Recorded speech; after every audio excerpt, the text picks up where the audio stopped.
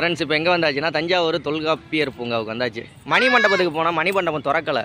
இது பூட்டி இருக்கு, அங்கே வேலை நடந்துட்டு இருக்கு. ஆமாம், பராமரிப்பு பண்ணி. இப்போ நிஷா வீட்டில் இருந்து அவள் மாவளுக்காக ரொம்ப பாசமாக புளிச்சோறு கட்டிட்டு வந்தா.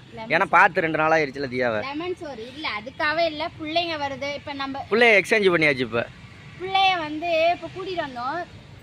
இந்த எனக்கும் அவருக்கும் சாப்பாடு இங்கே வந்து எட்டி இருக்கு. அதனால போகிற வழியில் கூட ஏதோ டீ குடிச்சு சமாளிச்சுக்கணும். இந்த பிள்ளை என்ன பண்ணும்? நானாவது 2-3 டீ குடிச்சிட்டேன். நிஷா டீ கூட குடிக்கல. பட்டுக்கோட்டையில் ஒரு காப்பி குடிச்சா தானே.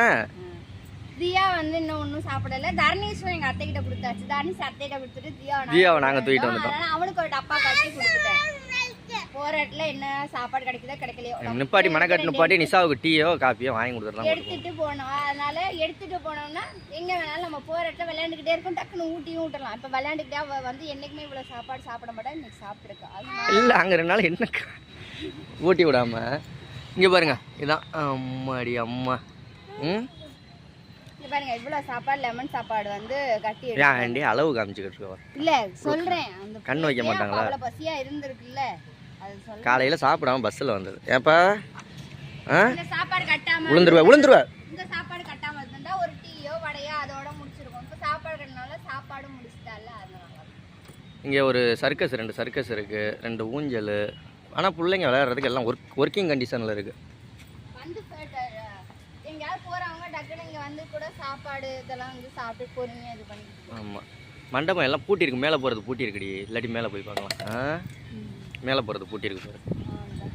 இங்கே பாருங்க, நல்ல ஹைட்டாக தான் இருக்குது. யார் திறந்து வச்சு? ஜெயலலிதா திறந்து வச்சுருக்காங்க. இப்போ போட்டிருக்கு பாரு காம்பமா.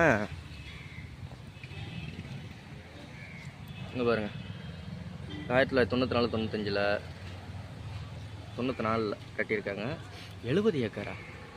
சரி, 0.7. அதானே நானும் 70 ஏக்கர்னோன்னு பயந்துட்டேன். சதுர அடி 78 லட்சமா? ஒருத்தர் கிடையாது. 8வது உலக தமிழ் மாநாடு நினைவாக. ஓகே, வாங்க கிளம்புவோமா பாப்பா? கிளம்புவோமா நிஷா? ஓகே, பாய் பாய் பாய் பாய் பாய்.